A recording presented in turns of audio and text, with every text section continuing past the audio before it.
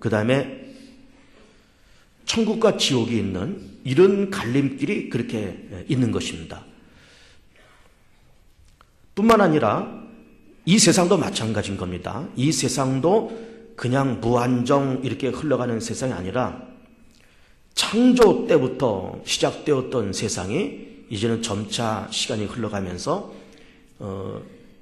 인류가 선악과를 따먹고 죄짓고 그러면서 이 땅에 죄악의 권세와 사망 권세가 가득히 들어왔을 때 하나님께서는 독생자 예수님을 이 땅에 보내시고 그 예수님께서 우리의 모든 허물과 죄를 담당하시고 십자가에서 죽으심과 부활을 통해서 죄와 사망에서 우리를 건지시는 그런 역사를 만들어 나가시고 그리고 승천하여서 하나님 보좌 우편에 앉아 계신 그리스도께서 언젠가 이 세상을 다스리시려 이 세상을 심판하시려 이 땅에 다시 재림하시죠.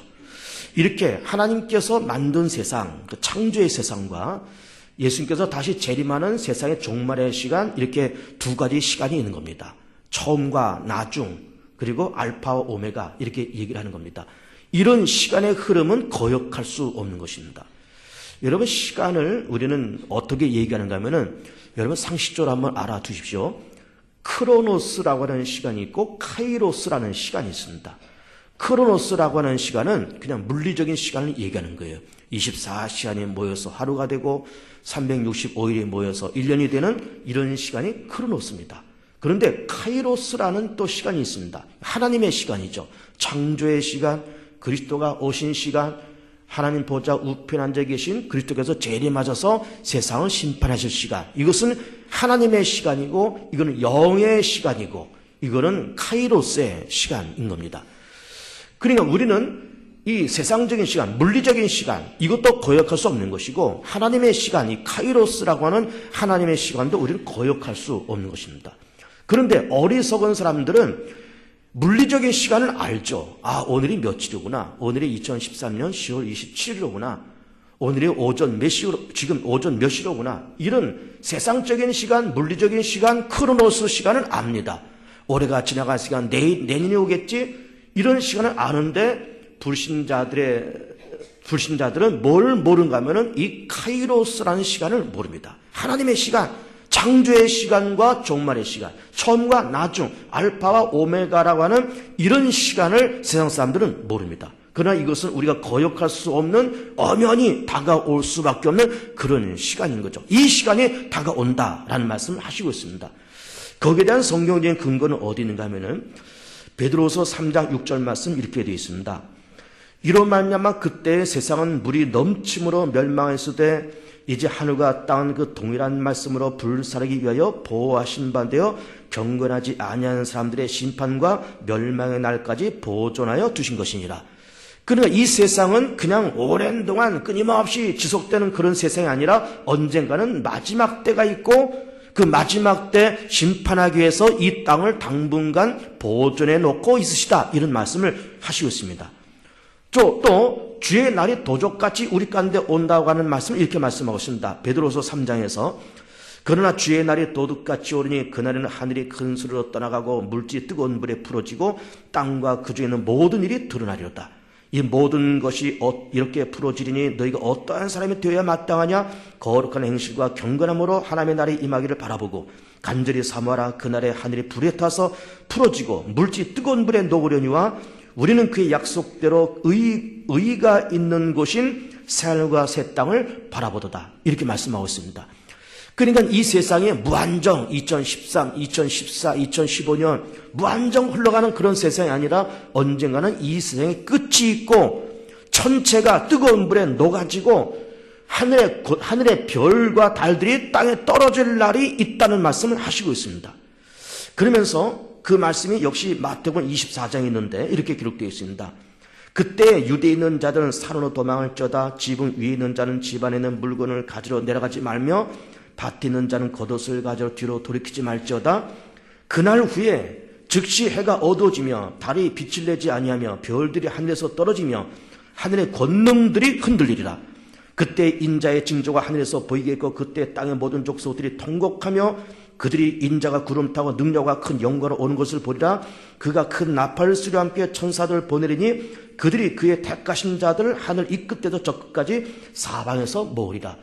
그러니까 이 하나님의 시간, 이 크로노스라고 하는 시간과 카이로스라는 시간이 지나가면서 창조와 마지막 때가 존재하면서 우리를 위해서 십자가로 죽으시고 부활하신 예수님께서 승천하셨다가 이 세상을 심판하시러 이 땅에 재림하실 그때가 있다.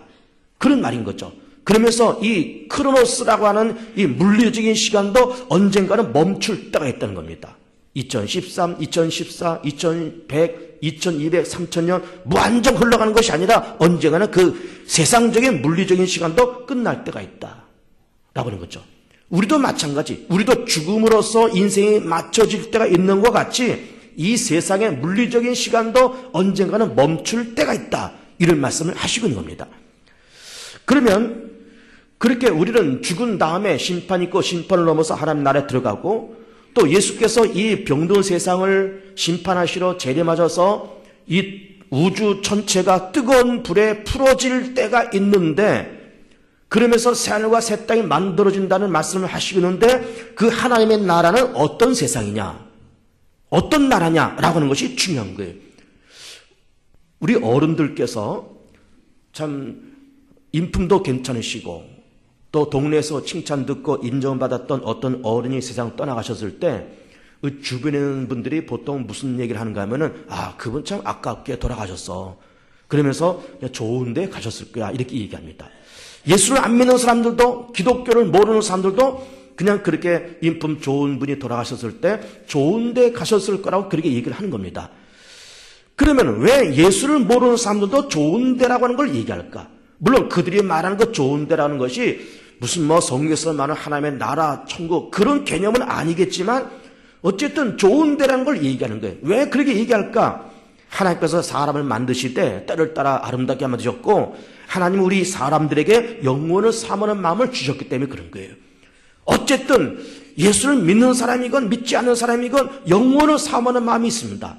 그래서 좋은 분이 돌아가셨을 때 좋은 데 가셨겠지 그렇게 말하고 우리도 천국이라는 개념을 모를지라도 죽은 다음에 어떤 좋은 데 가고 싶은 그런 열망이 누구나 다 그렇게 있는 겁니다. 그런데 하나님의 나라라고 하는 것은 좋은 데라고 하는 개념도 물론 포함되죠. 하나님 나라는 물론 좋은 데죠. 완벽한 평화, 완벽한 자유, 아픔이 없고 곡함이 없고 다시는 죽음이 없는 그런 나라가 하나님의 나라인 거죠. 근데 그 하나님의 나라의 더더욱 중요한 그 개념은 뭔가 하면은 하나님이 직접 통치하는 그 현장, 그 사건, 이것이 하나님의 나라인 거예요. 하나님의 다스리는 현장, 하나님의 다스리는 이벤트, 하나님의 다스리는 그 시간, 이것이 바로 하나님의 나라인 겁니다.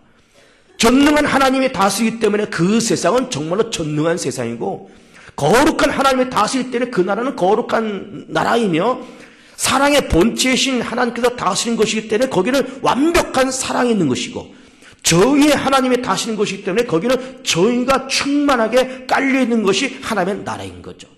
거기 부족함이 있겠습니까? 이 세상에는 부정도 있고 불법도 있고 위선도 있고 거짓도 있고 그 어둠이 있고 다 그렇지만은 빛 대신 하나님께서 다스리기 때문에 거기는 어둠이 없는 것이고 생명 대신 하나님이 다스리니까는 거기는 죽음이 없고 생명만이 역사하는 것이고 거기는 정의로 하나님이 다스리기 때문에 의로운 하나님의 나라인 거죠. 그래서 행복하되 완벽한 행복, 정의가 있되 완벽한 정의, 감사가 있되 완벽한 감사, 행복함이 있되 완벽한 행복이 있는 그 장소가 바로 하나님의 나라인 겁니다.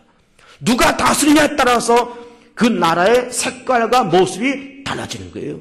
김정은이가 다스리면 저런 세상이 되는 것이고 박근혜 씨가 다스리면 이런 세상이 되는 겁니다. 누가 다스리냐에 따라서 나라의 색깔과 사람의 운명이 달라지는 거예요. 하나님이 다스리는 곳인 겁니다. 하나님이 직접 다스리는 곳이에요. 거기는 빛의 세상이요, 생명의 세상이요, 완벽한 정의, 완벽한 평화, 완벽한 감사가 넘치는 것이 하나님의 나라인 겁니다. 그 하나님의 나라. 그런데 그 하나님의 나라를 우리 가운데 예수를 믿으면 값없이 우리 가운데 주시겠다고 말씀하고 있어요. 예수님께서 가이사랴 빌립보에서 제자들에게 묻습니다. 너희는 나를 누구라 하느냐? 그랬을 때 베드로가 고백하는 말이 주는 그리스도시요 살아계신 하나님의 아들이신다라고 그렇게 고백했더니 예수께서 하셨던 말씀이 바요나 시몬아 네가 복이 있도다. 이것을 알게 하니는 혈육이 아니요 하늘에 계신 네 아버지라. 내가 이 반석에 내가 교회를 세우니 음부의 권세가 이기지 못하리라. 내가 천국 열쇠를 주니 이것을 가지고 땅에서 매면 하늘에서 매일 것이고 땅에서 풀면 하늘에서 풀릴 거다. 그런 말씀을 하시는 거예요. 천국 열쇠를 준다는 겁니다. 천국 열쇠. 그것은 뭘 얘기하는 거예요? 하나님의 나라를 완벽한 의와 완벽한 행복 있는 그 하나님의 나라를 통째로 너한테 주시겠다는 거예요. 베드로한테 주시겠다는 겁니다. 그것이 베드로에게만 해당되는 말씀일까요? 예수 그리스도를 하나님의 아들로 나의 주님으로 나를 위해서 십자가 죽으시고 나를 살리기 위해서 부활하셨고 생명의 주님이시고 그 사실을 믿고 영접하는 자에게 하나님의 나라를 맡기겠다는 겁니다. 천국 열쇠를 주시겠다는 거예요. 근데 여러분 천국 열쇠를 여러분 가만히 생각해 보세요. 열쇠는 뭘까요? 창고가 있습니다. 열쇠를 딱 열고 들어가면은 그 모든 그 창고 안에 있는 모든 물건이면 물건, 먹을 것이면 먹을 것 내가 마음대로 하시는 거예요. 열쇠 가진 사람이 주인인 거예요. 열쇠 가진 사람이 왕인 겁니다. 그러니까는 천국 열쇠를 주시겠다는 거는 천국 열쇠를 줄 테니까 네가 들어가서 네 마음대로 살라는 거예요. 네가 거기서 마음껏 행복을 누리고 마음껏 자유를 누리고 마음껏 여기서 의를 누리고 마음껏 여기서 생명을 누리면서 이것이 다 네 것이니까 네 마음대로 행복하게 살라는 겁니다. 그 하나님의 나라를 통째로 우리 가운데 맡기겠다는 거예요. 이것이 하나님의 나라인 거예요. 하나님의 나라인 겁니다. 그러면서 그 하나님의 나라를 우리 가운데 통째로 맡기겠다고 하는 말씀이 또 어디에 있는가 하면 이렇게 기록되어 있습니다. 계시록 21장 보면은 보좌에 앉으시니가 이르시되 보라 내가 만물을 새롭게 하노라 하시고 또 이르시되 이 말은 신실하고 참되니 기록하라 하시고 또 내게 말씀하시되 이루었도다 나는 알파와 오메가요 처음과 마지막이라 내가 생명수 샘물을 목마른 자에게 값없이 주리니. 목마른 자에게 예수 앞에 나가서 자기 죄를 자복하고 회개하고 예수가 그렇게 십자가에서 죽으신 사실이 나를 위해서 내 죄값을 대셔서 죽으셨다는 그 사실을 깨닫고 그렇게 고백하고 그렇게 인정하고 하나님이 살아계시고 그 하나님께서 의해서 온 세상이 만들어졌다는 것을 인정하고 예수님이 하나님의 아들이요 내가 죽어야 되는데 내가 죽어야 될 자리 예수께서 대신 죽으셨다고 하는 그 사실을 믿고 고백할 때 천국 열쇠를 주고 값없이 그 생명수 샘물을 우리에게 먹여 주시겠다라고 그 하나님의 나라 우리 가운데 상속해 주시겠다라고 우리의 이름을 천국의 생명책에 우리의 이름을 기록해 주시겠다라고 우리의 시민권을 하나의 시민권으로 우리 가운데 주시겠다라고 그렇게 약속을 하시고 있는 거예요. 그 약속을. 그런데 그 하나님의 나라를 이렇게 바라보면서 그러면 그 하나님 나라를 바라보는 사람들은 어떻게 세상을 살아가야 될 것인가? 우리는 구약 성경을 보면 많은 믿음의 사람들이 있습니다. 물론 신약에도 지금도 많은 믿음의 사람들이 있기 있습니다. 그 많은 믿음의 사람들의 공통적인 점은 뭔가 하면은 하나님의 나라가 더 나은 본향이요 부활이라는 사건이 더 나은 사건이고 이 생의 그 어떤 것과도 바꿀 수 없는 더 나은 사건이고 더 나은 본향이고 더 나은 세상이고 더 나은 나라인 것을 알면서 이 세상 것보다 그 나라를 더 사모하고 더 가기를 원하고 그 나라의 가치를 두면서 그 나라를 목표 삼아서 그렇게 살아갔다라고 이야기를 하고 있습니다. 아브라함의 예가 적절한 예인 겁니다. 고향을 떠나서 가나안 땅에 도착하면서 성경에서는 뭐라고 기록하고 있는가 하면은 갈 바를 알지 못하여서 방황하면서 그렇게 살았지만은 더 나은 본향을 사모하면서 가나안 땅을 향해서 갔고 더 나은 본향을 향해서 그의 인생을 살았다고 그렇게 말씀하고 있어요. 히브리서 11장 말씀 보면 이 사람들은 다 믿음을 따라 죽었으며 약속을 받지 못했을 때 그것들을 멀리서 보고 환영하며 또 땅에서는 외국인과 나그네임을 지원하였으니 그들이 이같이 말하는 것은 자기들이 본향 찾는 자임을 나타냅니다. 자, 갈대우를 떠났습니다. 고향 떠나서 가나안 땅으로 가는데 가나안 땅이 고향이 아니고 가나안 땅이 인생의 목적지가 아니라 더 나은 본향을 향해서 갔다는 거예요. 더 나은 본향을 사모했다는 거예요. 그게 어딘가 하면은 계속 보면은 그들이 이제는 더 나은 본향을 사모하니 곧 하늘에 있는 것이라 이렇게 말씀하고 있어요. 하늘에 있는 것이라. 이러므로 하나님이 그들의 하나님의 일컬을 받으시는 부끄러워하지 아니하시고 그들을 위하여 한 성을 예비하셨느니라. 뿐만 아니라 부활의 사건과 하나님의 나라의 개념을 얘기하면서 기독교가 초창기에 온 세상에 이렇게 복음이 전파될 당시에 많은 핍박이 있었지 않았습니까? 그러면서 많은 사람들이 순교당하고 어려움 당하고 그랬을 때에 그렇게 순교당하고 때로는 불에 타 죽는 화형, 짐승의 밥으로 던져지는 그런 엄청난 그런 순교의 역사를 지나가면서도 그러면서 살려달라고 애쓰지 않고 구차하게 변명하지 않고 더 나은 부활의 사건이 있음을 바라보면서 구차하게 이 세상에서 그렇게 살지 않았다는 거예요. 그 말씀이 여기서 히브리 11장에 있습니다. 이렇게 기록되어 있습니다. 그들은 믿음으로 나라들을 이기도 하며 의를 행하기도 하며 약속을 받기도 하며 사자들의 입을 막기도 하며 불의 세력을 멸하기도 하며 칼날을 피하기도 하며 연약한 가운데서 강하게 되기도 하며 전쟁에 용감하게 되어 이방 사람의 진을 물리치기도 하며 여자들은 자기의 죽은 자들을 부활로 받아들이기도 하며 또 어떤 이들은 더 좋은 부활을 얻고자 하여 심한 고문을 받되 그 다음에 구차히 풀려나기를 원하지 아니하였으며 구차히 풀려나기를 원하지 않았다는 거예요. 뭐 살려달라고 그러고 변명하고 그렇게 하지 않았다는 겁니다. 왜? 더 나은 부활을 바라봤기 때문에, 더 나은 본향을 바라봤기 때문에. 그래서 구차하게 세상에서 그렇게 살지를 않았다는 거예요. 믿음의 사람들은 그렇게 살았다는 겁니다. 그래서 우리는 힐링이라는 이런 주제로 이렇게 말씀을 드리고 있으면서 자, 힐링이 필요하다.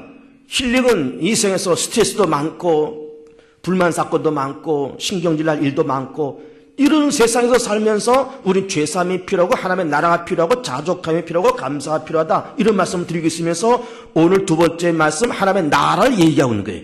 진정으로 우리가 예수를 믿어서 내 이름이 천국 생명체에 기록되어 있고 내 시민권이 여기서만 주민등록으로 되는 것만이 아니라 하나님 나라에 시민권이 있을 때 진정으로 우리 마음 가운데 힐링이 있더라라고 하는 것이죠. 하나님 나라에 내 시민권이 있다. 이걸 알 때 힐링이 있다 이 말이에요. 보세요.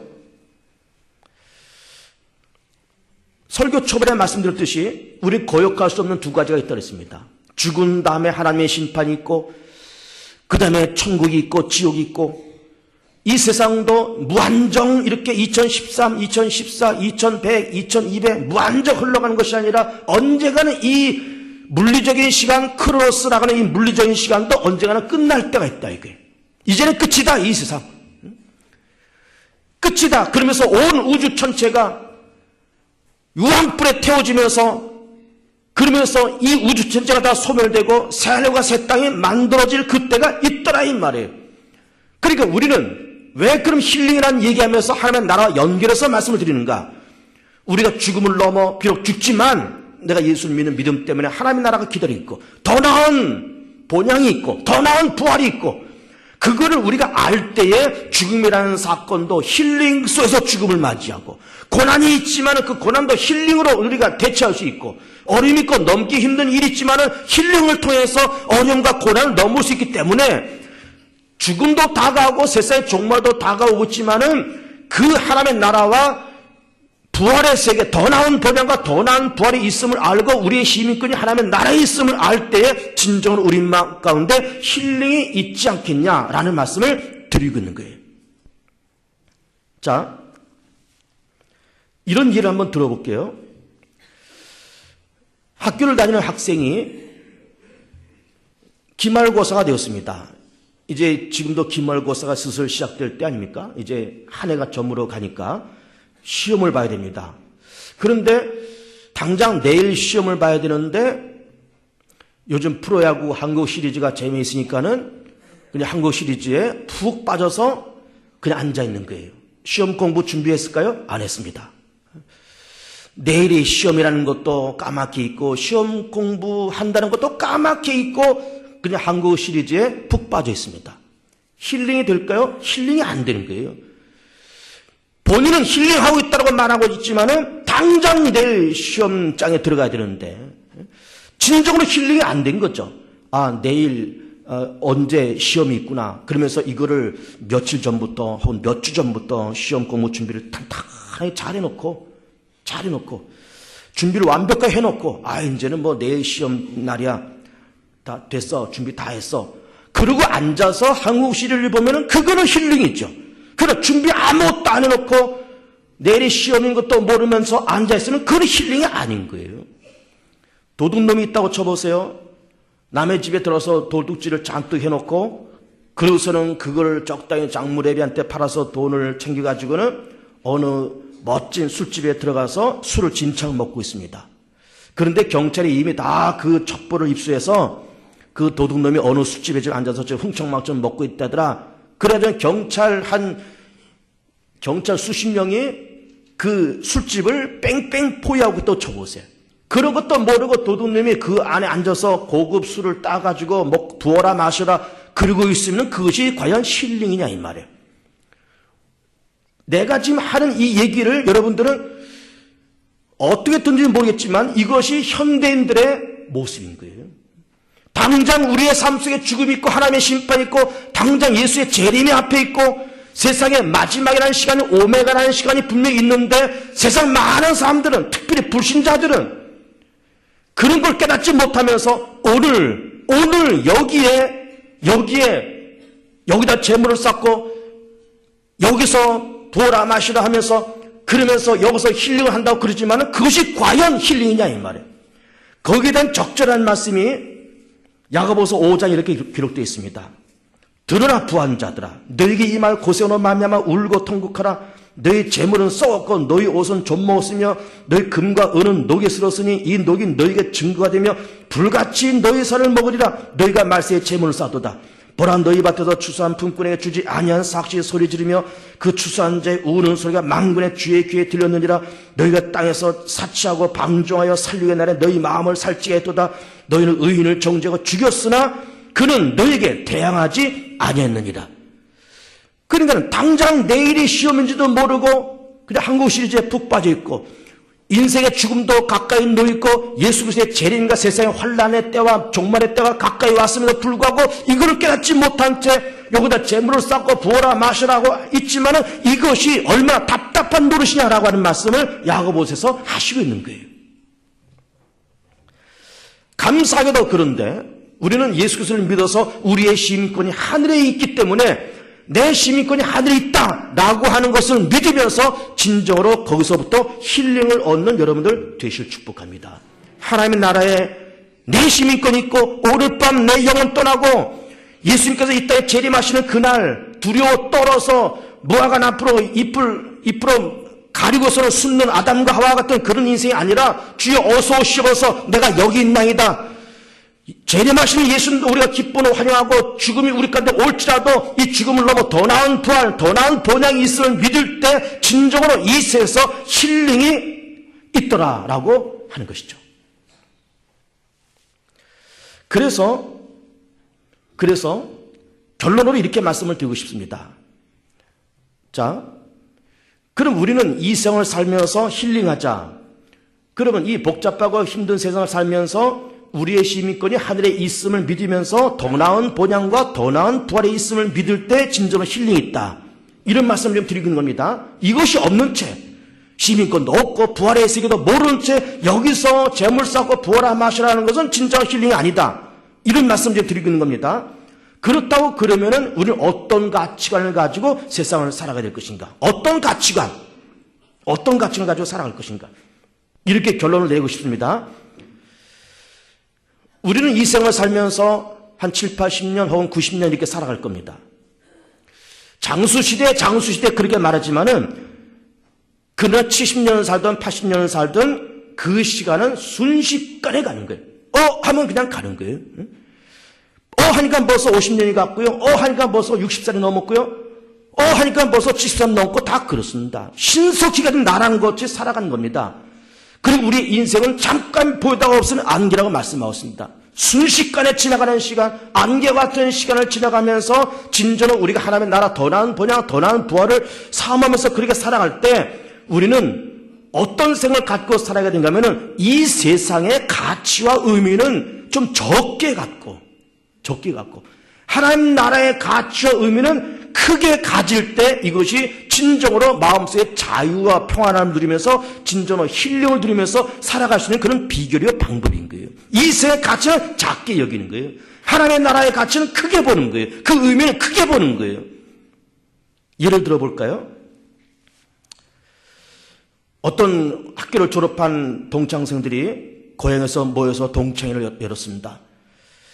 열고서는 회장, 부회장, 총무 이렇게 뽑았습니다.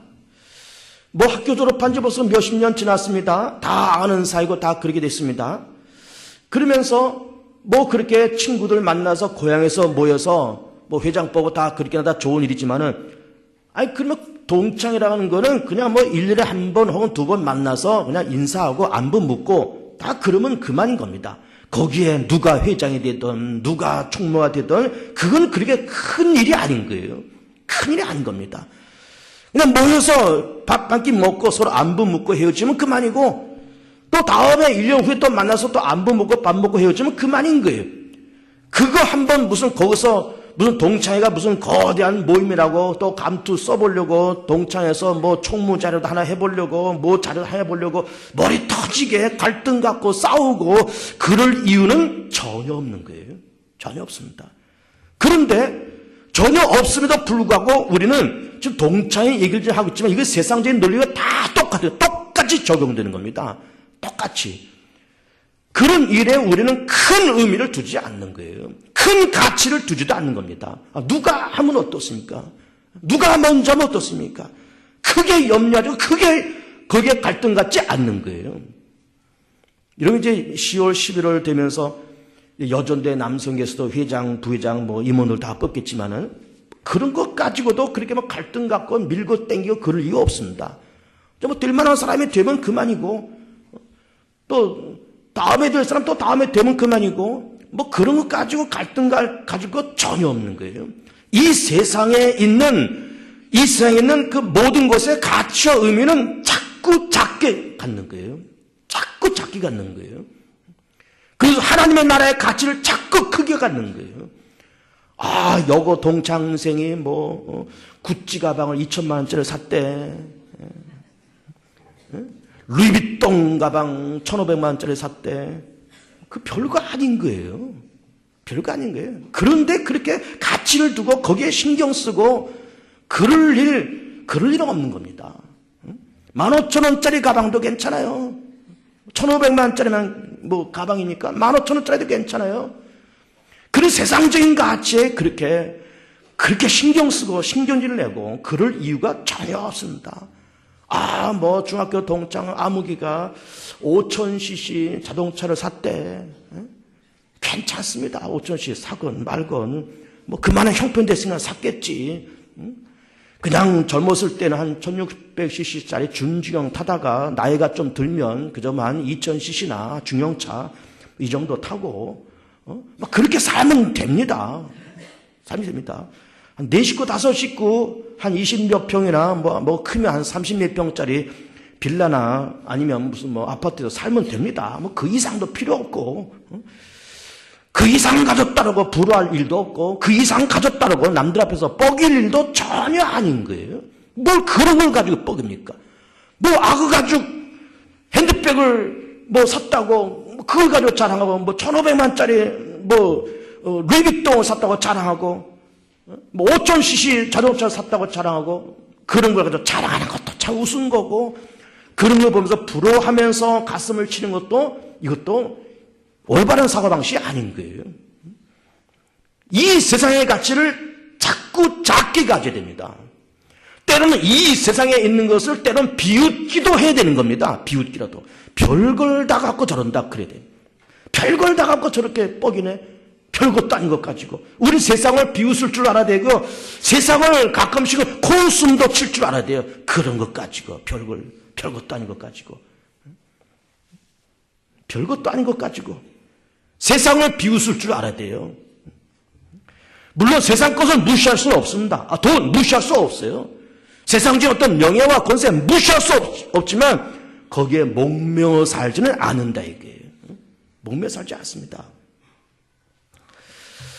우리나라 유명한 그 화가들이 있습니다. 천경자, 그리고 박수근, 또 이중섭. 우리나라 유명한 대표적인 화가들 아닙니까? 그분들의 작품은요, 평범한 작품이 수억합니다. 수억. 비싼 거는 10몇억 가는 것들이 이분들의 작품이 황소, 이중섭의 황소, 또 박수근의 뭐 빨래터 이런 그림들은요 뭐 10억, 20억 갑니다. 요만한 그림이 10억, 20억이에요. 근데요 물론 미술품을 재테크로 삼기 위해서 막 사재기를 하고 그러다 보니까 값이 올랐습니다. 그러다 보니까 막 전두환 씨도 막 미술품 뭐 막 그랬나 본데 그 재테크 수단으로 그렇게 했겠지만은 물론 그분들의 명예와 그분들의 실력을 무시하는 건 아니지만 자 황소 그림이 있다. 뭐 빨래터 그림이 있다. 이게 10몇억 가는 거예요. 빨래터 그림이. 그런데 세상 사람들은 그것이 15억짜리 그림을 보는지 모르지만 우리 믿음의 사람들은 그냥 그런 것도 보면서 그냥 평범한 한 사람의 작품이에요. 거기다 15억이라는 값을 매길 필요도 없고 이게 몇 억이라고 먹일 필요도 없고 그냥 아름다운 예술 작품이에요. 아름다운 예술 작품입니다. 정말로 10몇억 가지고 그런 작품을 한번 사보고 싶다. 물론 재테크하기 위해서 한다라고 할 수 있고 뭐 미술 애호가가 이걸 사서 뭐 소장하기도 하고 다 그럴 수 있겠지만은 우리 세상 바라보면서 그렇게 이걸 10몇억씩 주고 이걸 사서 걸어놓고 자랑하고 그럴 일은 아닌 거예요. 그분들의 실력과 명예를 무시한 건 아니지만 우린 세상을 너무 그렇게 세상에 너무 많은 비중과 너무 많은 가치를 두지 말자 이거예요. 두지 말자 이거예요. 그러면서 하나님의 나라, 부활의 세계, 하나님 나라에서 받을 그 상급과 면류관 그런 거를 더 가치 있게 바라보고 더 가치 있게 바라보고 10억을 갖고 그런 작품을 만약에 산다 그러면은 나 같으면은 10억 가지고 저 동남아에 가면은 교회 10개 짓습니다. 10개. 교회 10개죠, 10개. 생각이 다르잖아요, 생각이. 그리고 우리는 이런 생각이 다른 거예요. 우리는 하나님의 나라의 가치가 있기 때문에 그 가치가, 그 하나의 그림이지. 뭐 그림 하나 산데 몇십억씩 주고 교회를 짓지 차라리. 동남아 가면 1억만 들어도 교회 번듯하게 짓는데. 우리는 생각이 다른 겁니다, 여러분. 그리고 또 뭐가 필요한지 압니까? 이 세상에 대해서, 특별히 사람에 대해서 너무 많은 기대를 하지 마세요. 너무 많은 기대를 하지 마세요. 부부간에도 너무 많은 기대를 하지 마시고요. 자식을 향해서 너무 많은 기대를 하지 마시고요. 부모를 향해서 너무 많은 기대를 하지 마시고요.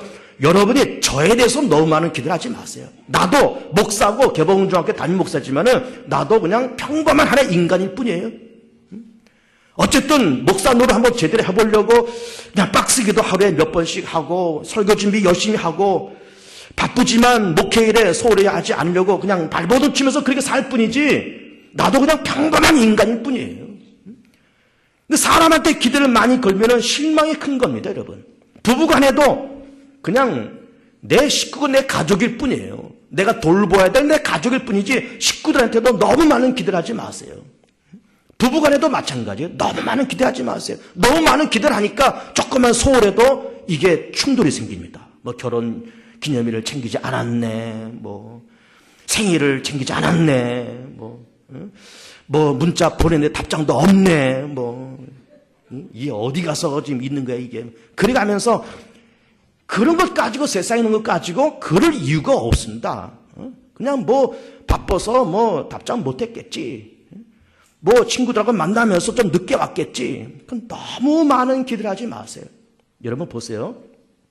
남자와 여자가 만나서 서로 연애를 하지 않습니까? 그리고 결혼 약속해서 결혼도 하지 않습니까?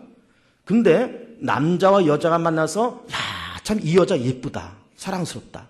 또 남자를 보면서 야, 저 남자답고 정말 내 신랑감 내 남편감이고 너무 사랑스럽다. 예쁘다. 사랑한다. 예쁘다.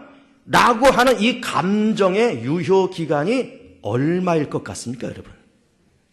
얼마일 것 같아요? 2년입니다, 2년. 2년이에요. 예? 이게 과학적으로, 심리학적으로 다 증거된 거예요. 내 말이 아니라 과학자들, 심리학자들의 말입니다. 그러니까는 뭐 남자가 만나서, 여자가 만나서, 사랑해서 결혼식도 하고 다 그렇지만은 미안합니다.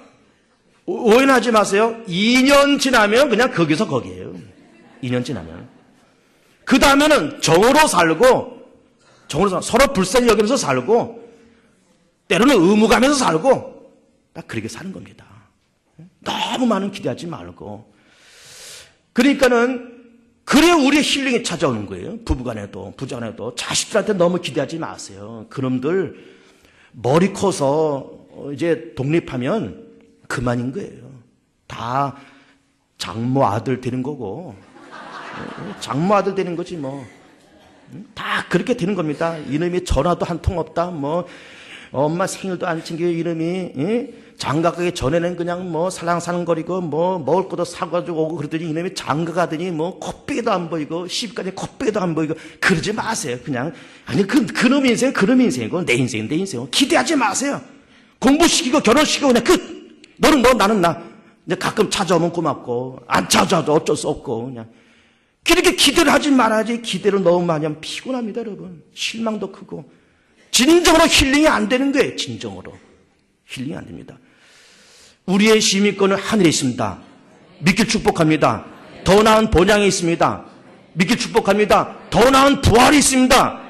믿길 축복합니다. 이 세상의 가치에 연연하지 마시고 하나님 나라의 가치를 크게 보시고 그것을 위해서 희망을 갖고 그것을 바라보고 그것을 기대하고 그것을 바라보면서 살아가는 복 있는 여러분들 되시기를 축복합니다.